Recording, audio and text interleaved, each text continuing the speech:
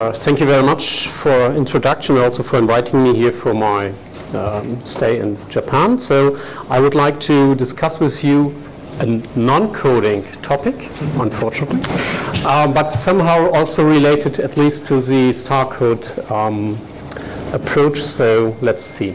So it's distributed consensus-based estimation for small cell cooperative networks. Why are we doing it? This was part of a recently finished European project called iJoin. This is a long term, so just remember iJoin, with overall 11 partners in Europe, and it just finished, should be April 2015. And so what is this iJoin about? It's a kind of a 5G project in order to have a more flexible mobile communication system where we have such a small cell deployment of dense deployment of small cells. And what we would like to do, or what we investigated in the past 2.5 years, is we would like to have a kind of a flexible centralization of processing, not only physical layer but also radio resource management and also network layer functions in cloud architectures. So we have a kind of a centralized platform. We have here distributed small cells. We have a kind of a backhaul connection. And what we would like to do is, of course, we would like to have the best system performance, taking also into the consideration of a heterogeneous backhaul network. So there are other centralized approaches which always assume just pure fiber backhaul connections, but here we have a kind of a more general system architecture where we can have different links of backhaul. We then have a kind of flexible shifting of functionality either in the small cells or in this cloud platform, depending on the backhaul possibilities, on the required degrees of centralization in order to achieve good performance and so on. So we would like to offer RAN functionality as a cloud service. A cloud service really also means on a virtualized implementation on a general purpose hardware, so really going into the area of cloud processing. That's the reason why we, for example, also had HP on board. We would like to, and this brings us a lot of advantages, in particular for ultra-dense deployment of small cells, like simplified RAN management, flexible shift of RAN functions to the cloud. So it's not in particular clear how much processing, for example, from the physical layer, you should perform in the small cells and how much you should perform there. It depends very much on the backhaul. It depends very much on the situation, how many users you have to serve. Are they cell edge users? Are they users are more or less located close to the small cells and so on. Of course, one of the major goals was to reduce complexity as well as cost, and also reduce, for example, the costs for backhaul networks, because fiber is, of course, kind of costly. And if we consider such an architecture consisting of distributed nodes and a centralized processing, having here connections with backhaul, then the backhaul becomes an inherent part of the overall processing chain. So it's not sufficient just to optimize now the access, forget about the backhaul, or vice versa, because it can now happen that really the bottleneck becomes the backhaul becomes the overall bottleneck. So what you really should look for is a kind of a joint design and optimization of the access as well as the backhaul. And from a physical layer perspective, this means that we would like to perform flexible centralization to our RAN as a service concept. We have designed novel physical layer algorithms which allow for a flexible cooperation between these small cells and the centralized cloud processing platform. I have depicted here as a kind of a virtual logical backhaul links, the cooperation among the small cells, and then also another backhaul link which is from the small cells to this cloud platform. So somehow we have these radio access points, these small cells which are somehow closely located to each other. We could establish a direct link among these small cells. It could be fiber, it could be an Ethernet cable, it could be a millimeter wave transmission. And then we have also in particular a longer distance backhaul connection to the cloud platform, which is maybe 5 kilometers away, 10 kilometers away, or something like this. And we developed joint transmission and joint detection techniques for such a distributed architecture. And also we designed several approaches for the joint design and optimization of RAN. For example, a joint forward error correction coding scheme for the axis as well as the backhaul, because this reduces the latency, it reduces or simplifies the complexity in the small cells and so on. Okay, and I already told you it's basically not clear from the starting point what kind of functionality you put here, what kind of functionality you should put there. And this is what we call flexible functional split. When we have here the kind of a protocol stack, then a conventional LTE-based station implements basically everything from the protocol stack, and only the network management is then done in a centralized way. Whereas common C-RAN, where we just have very simple small cells which just perform, for example, IQ sampling, and then everything else is transmitted over fiber backhauls. Here only the RF part is executed in the small cells, and everything else is then done in a centralized fashion. And we were thinking, can we maybe do something in between? And this choice, on what does it depend on? It depends, for example, on the backhaul situation, on the communication situation, and so on. So this was just some intro or some background also about this topic. And now let's really come to this consensus-based detection algorithm. What I'm looking to here is the scenario is a dense small cell network with backhaul connections. So here we have our small cells, we have some backhaul connections, we have several users. And we assume that here NUE users are transmitting to the small cells, yeah? And they are transmitting over the same physical resources, so we have multi-user interference scenario, a classical multi-user interference scenario. Now what we can do, we can, for example, now take the received signals of every small cell, forward it to the centralized processing unit, and perform then centralized detection. However, for sure, this is very costly, because then you have to transmit all your received signals maybe to the cloud platform, which is 10 kilometers away. Another idea would be, hey, we can have relatively low cost, we can have direct connections here, or high quality connections here, and try to reduce this long distance backhaul data rate. So we could look for distributed approaches using cooperation about these radio access points. And this is the goal of this talk. I would like to have a kind of a distributed cooperation approach, which reduces also the communication overhead over different radio access points.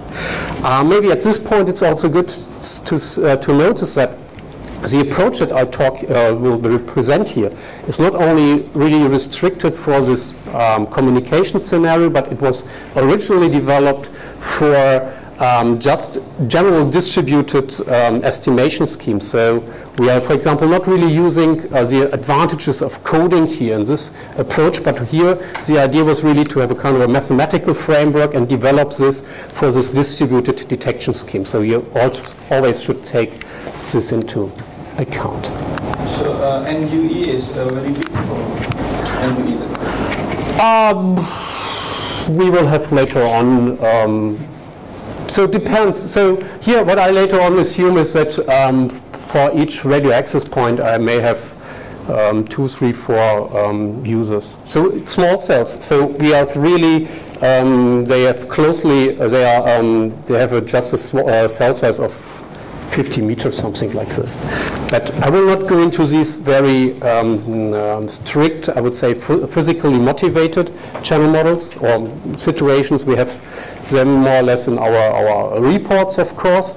Here I just present some very general results without very specific. So for example, here I don't assume, for example, LTE transmission. I don't assume a specific user and radio access point placement.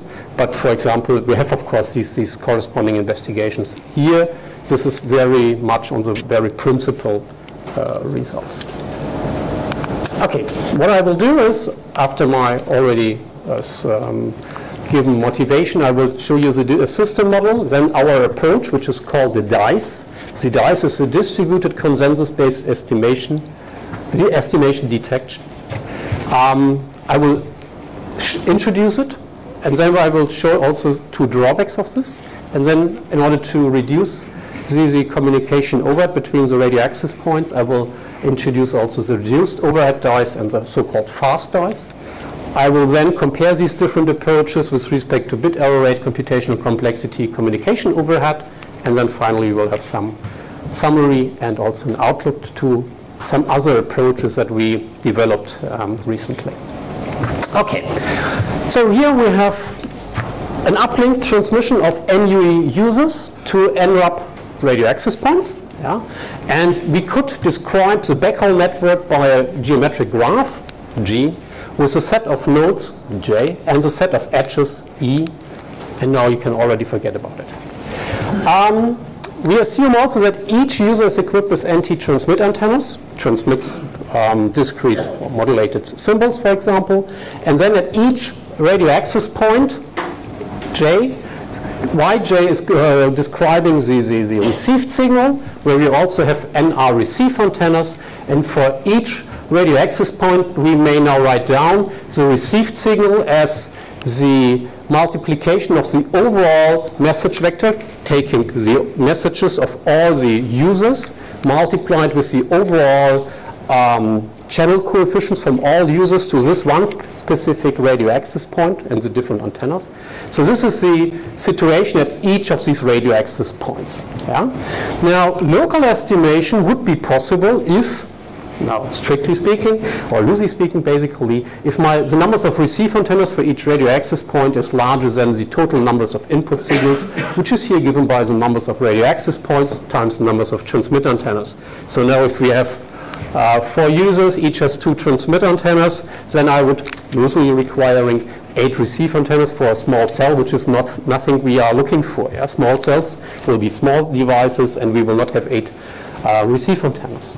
So what we can do is, for centralized estimation, we just forward all the received signals and all the channel coefficients or channel matrices to a central point, where we then basically have a kind of an overall minus system with NO output signals given by the total numbers of receive antennas from all the radio access points and the numbers of antennas, yeah, with a joint observation and a complete channel matrix. And what we can then of course do is, for example, just doing simple linear estimation techniques.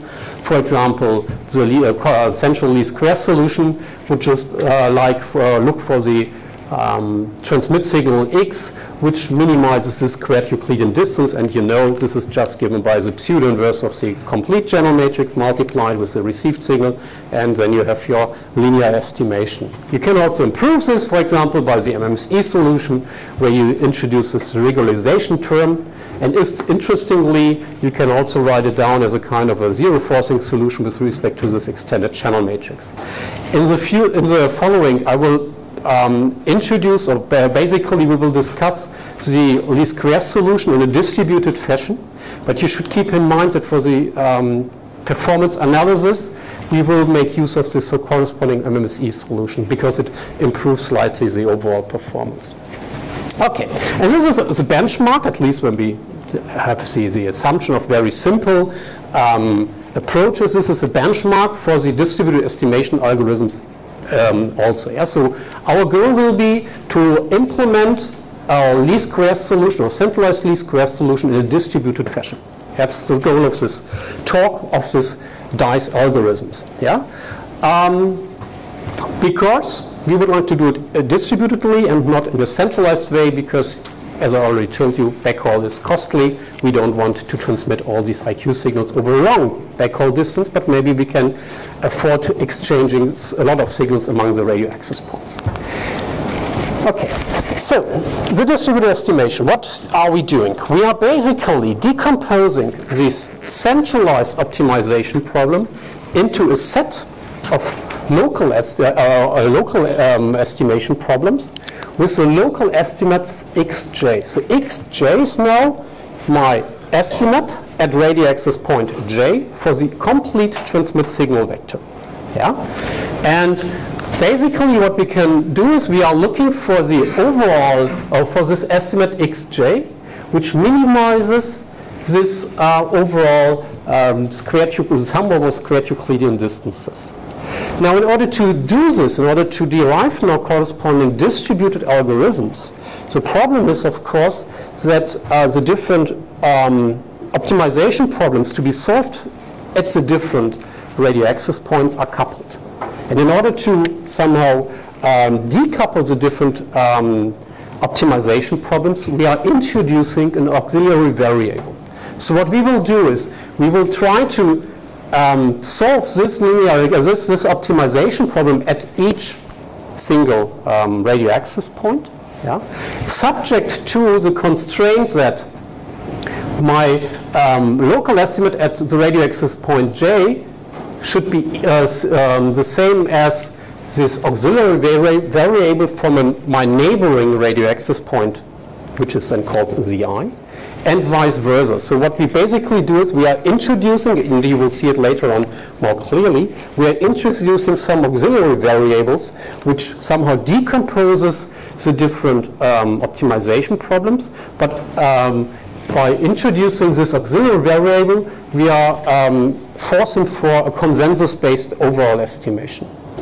Okay? Just some nomenclature. So we have to solve this problem for every node, j, in my set of all nodes.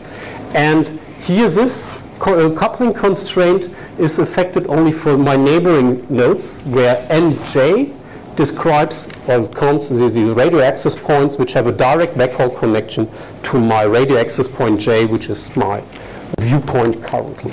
Okay, so the consensus of local estimates is achieved by using this coupling via the auxiliary variables. And what we can do is we can derive a corresponding solution by the alternating direction method of multipliers. And this solution is then depicted on the next page.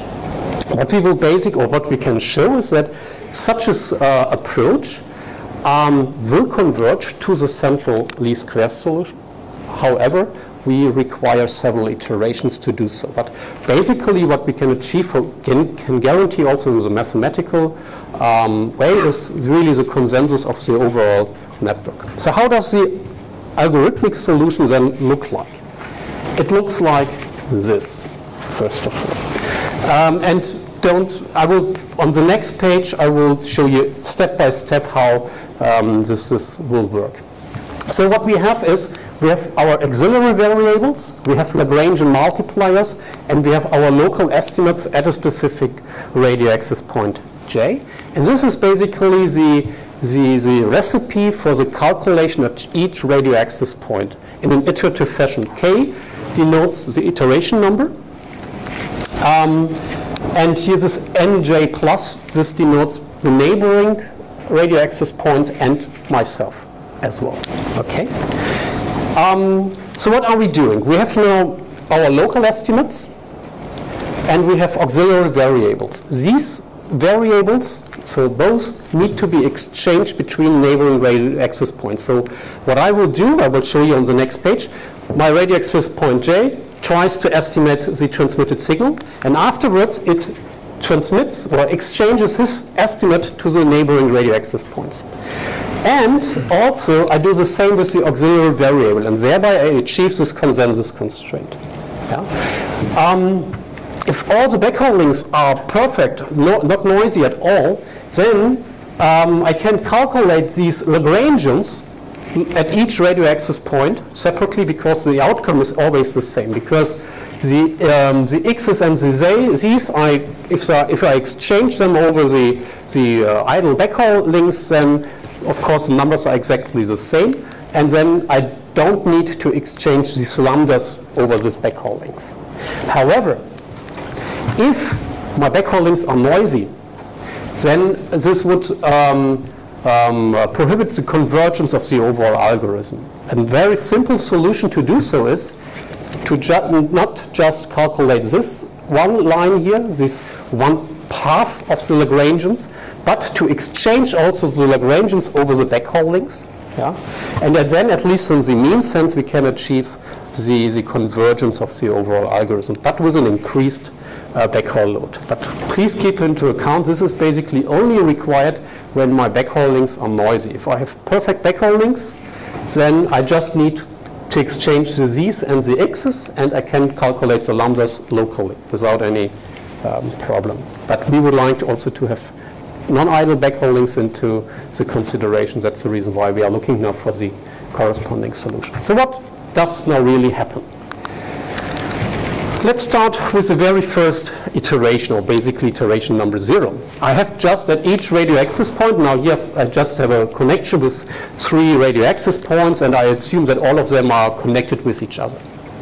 Now at each radio access point I have the local received signal. Now what I just do is I initialize z and lambda with zeros. Yeah? And then if you just put here a 0 and then here a 0, what just remains is my local estimate at radio access point j in the first iteration is nothing else than a kind of an MMSE solution or a regularized solution. Yeah? So now at every radio access point I calculate my local estimate. Then I exchange the local estimates to my neighboring radio access points, and then each radio access point calculates its auxiliary variable, which is basically, if you have a look to this equation, an averaging of my own estimate as well as the estimates of the other radio access points. Good. This mu is just a kind of an optimization criterion for the step size, basically, and just ignore it, just take it as a 1. It's okay. Okay, so now I have my z's. Exchange all the z's with your neighboring radio access points, and then calculate the Lagrangian. The Lagrangian is just given the Lagrangian from the iteration before, so in the first iteration it would be a 0. Yeah? And then basically a difference between my local estimate and the estimate from, or the auxiliary variable of my neighboring radio access point I. And so this gives them the Lagrangian lambda ji. Okay. I also need to calculate them at each radio access point, and please notice that this is different for each pair of radio access points of this neighboring. So I have here ji, which is really denoting basically the difference between my local estimate and the estimate of my neighbor 3 and my neighbor 2, for example, giving up to 2 different Lagrangians. Okay, then I exchange the Lagrangians. Why? Because I assume here noisy backhaul links. Exchange them as well. And then finally, I can recalculate and thereby I'm finishing the first iteration. I now do a recalculation of my local estimate, basically where I use now the auxiliary variables as well as Lagrangians in the given way. Yeah, so you can basically derive from this decomposition of the linear least squares solution by decomposing it into several set of local optimization problems. You can more or less directly come to this algorithm in a mathematical fashion. Okay, to summarize, okay, so I do once again my update of x. I need to update to exchange x, and then finally I have here my next iteration for updating z. I just wanted to include this here also for completeness. So what are we doing basically? We have here this overall algorithm. We have an iterative algorithm which exchanges in an iterative fashion its local variables and then recalculates the corresponding variables. We have the auxiliary variable, which is a broadcast. Then I have my Lagrangian multiplier, which I unfortunately need to unicast. And then I have my local estimates, which I also can broadcast. And then I do an update of the local instantaneous estimates in each iteration. Of course, exchanging all these variables is a mess of backhaul overhead.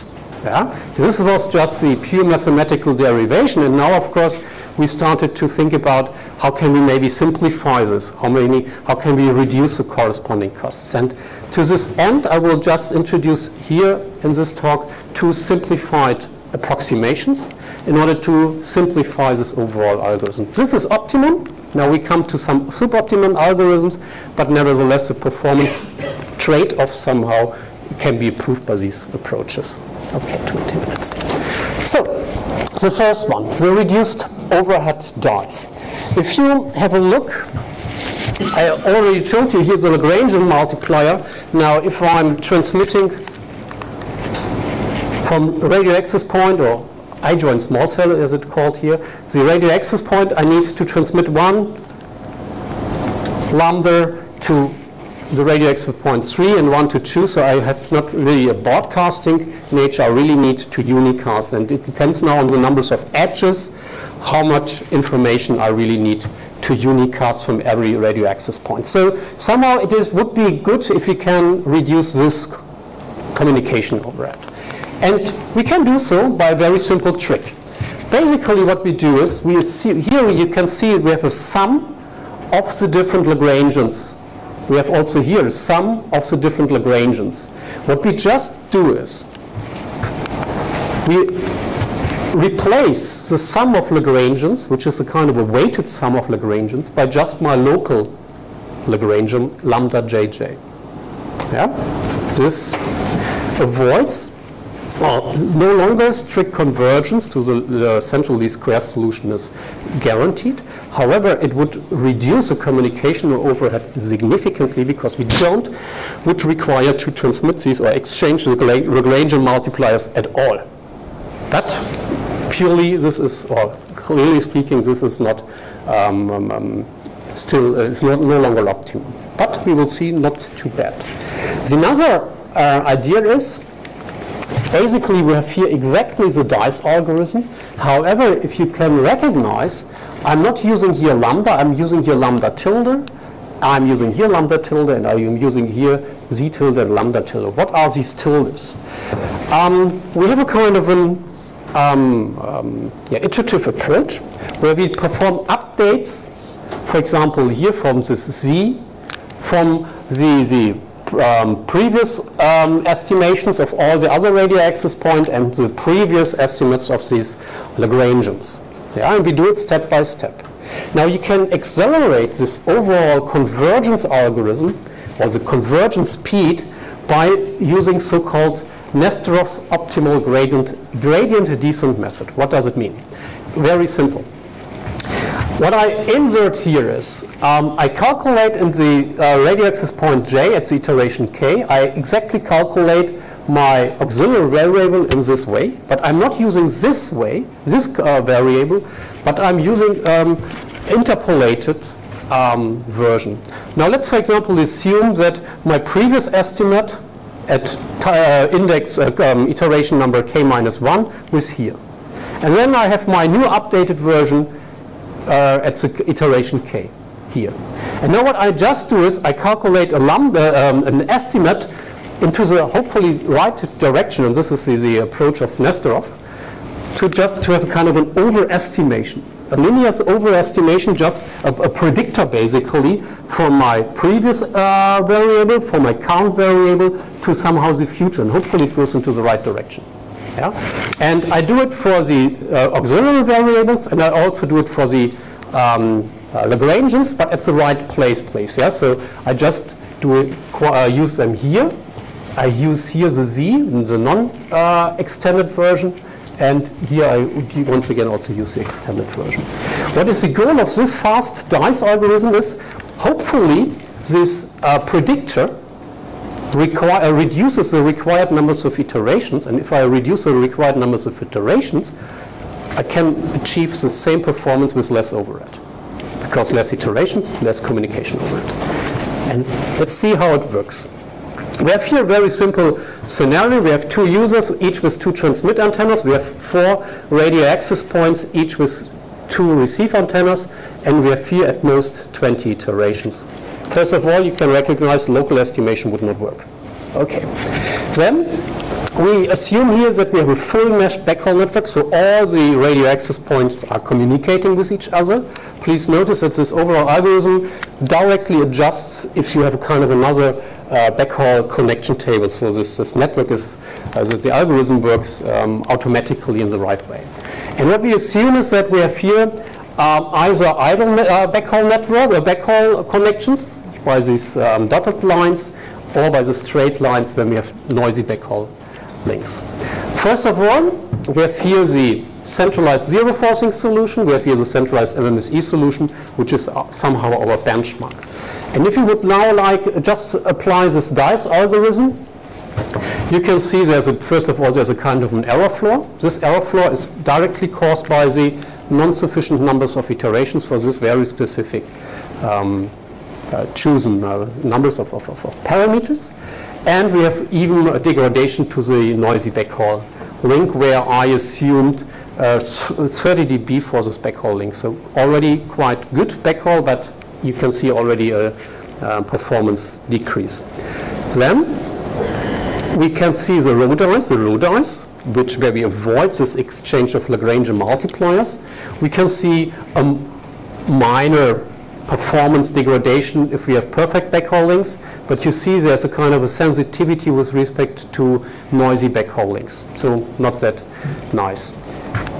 Fast dice, where we just have this prediction step in addition, so no further communication overhead, but just a little bit more complexity, and then you can see that we have a nicely improved performance, so we can really gain from this prediction step. You will see later on the 2 pages later, that we really see also for each iteration a nice increase in the performance. Okay, so this is for the bit error evolution, and yeah. Then we have here the computational complexity. Of course, one of the questions also to be answered, and we have here we derived the analytical expression for the complexity, and for the central solution, central MMSE or zero forcing solution, it of course depends on the numbers of input signals, numbers of output signals, and the length of the frame. Whereas, so here we have the centralized, here we have the local zero forcing and MMSE solution, and here we have the complexity of the dice algorithm versus the numbers of iterations. Of course, we have a linear increase in the numbers of iterations because all these calculations have to be done in every iteration. Where in the first iteration, the complexity is at least comparable to the minimum mean square error, the local one. We have a slightly overhead, but okay. And yeah, complexity grows with C. The row dice, where we just have this simple approximation for the Lagrange multipliers, the complexity is smaller, whereas for fast dice, because we are doing in addition also this prediction step, we have a little bit larger complexity, but also not so significant. Let's see communication, overhead, and performance, which is really the trade-off we are looking to. So what we can see here is the numbers of transmitted scalars, the bit error rate, for a specific signal-to-noise ratio of, okay, I don't see it, it's not on the page, but it was one fixed signal-to-noise ratio. And what we can see here is, for example, now for the dice, and the bit error rate for 1 iteration, for 5, for 10, for 15, for 20 iterations. Yeah. And here in the upper figure, we are assuming that we have point-to-point links between every radio access point. Okay? You will see that it is different later on for the point-to-multipoint, for example, where we have broadcast scenarios. Now, when we have a look to the row dice, then you can see, first of all, for example, here 20 iterations. The performance degradation for this row dice is not that significant. The performance degradation you can basically recognize here after 20 iterations. However, the overhead reduction is somehow significant. Okay, so you see row dice, minor performance loss, but nice improved backhaul efficiency. The fast dice is basically, you see here directly that, okay, with 20 iterations I get much better performance improvements because of this prediction step. And this is basically everywhere the same, yeah, because the backhaul load of fast dice and dice are always the same. Here, so really you see once the performance improvement in bit error rate as a constant overhead, or you can say, okay, I use less iterations, nevertheless, then I can achieve require less iterations, which means less latency and less backhaul overhead. So you have two ways to play with this. Okay, this is for point-to-point. Now for point-to-point, there's no degradation due to this row die. And for row dice, then I have really to transmit all the lambdas on the different links in a unicasted fashion, whereas for the point-to-multipoint transmission, we see that we have slightly different behavior, that in this case the advantage of row dice is even more significant. So it really depends also on the backhaul topology, what kind of approaches you may use, or what kind of an approach is achieving the best performance and backhaul trade-off. Sorry, the iteration is between the radio access point? Yes. Between the radio access Yes. Yes. Okay. Just a summary of this talk. I introduced the distributed consensus-based estimation algorithm, where we solve the optimization problem in a kind of a cooperative fashion, based or by deriving it from the pure central least squares solution. So it's a purely mathematical derivation. We can show that this iterative algorithm converges to the central solution. However, it requires exchange of messages among the different nodes. And then I also introduced the two modifications, the reduced overhead and the fast dice with their different kind of flavors. And the performance evaluation shows that we have different kind of, I would say, trade-offs with respect to the error rate, the complexity, and the communication overhead, where somehow fast dice seems to be a very good candidate among these three approaches, I have to say. More recently, we now had a slightly different viewpoint on this optimization problem, and we now solve this overall optimization problem using this algorithm which we call distributed augmented Lagrangian method, ALTS, which basically uses a kind of a distributed augmented Lagrangian of multiplier method. What is the advantage? The advantage is we are here, previously we introduced these auxiliary variable z to decouple the different problems, and here we don't need so, but we are optimizing basically the order of how the local estimates are exchanged. Yeah, you can interpret this as a kind of a Gauss-Seidel approach for the distributed solution, which means that only the local estimates here need to be exchanged, so the x's need to be exchanged, but nothing else. So this significantly, of course, reduces the backhaul overhead and leads to an improved trade-off also of backhaul overhead and estimation performance. However, in this pure form, it is not very robust with respect to erroneous backhauling. So once again, what we need to do is we need to exchange also some of the Lagrangian multipliers, also here not all, but in a kind of an prioritized, so somehow we have a labeling for the radio access points and we only exchange some of the Lagrangian multipliers, and thereby we can achieve the robustness significantly, sacrifice a little bit the overhead, backhaul overhead, and thereby achieve nevertheless a very good performance trade-off between backhaul and estimation performance. And this has recently been published in the SCC conference January this year.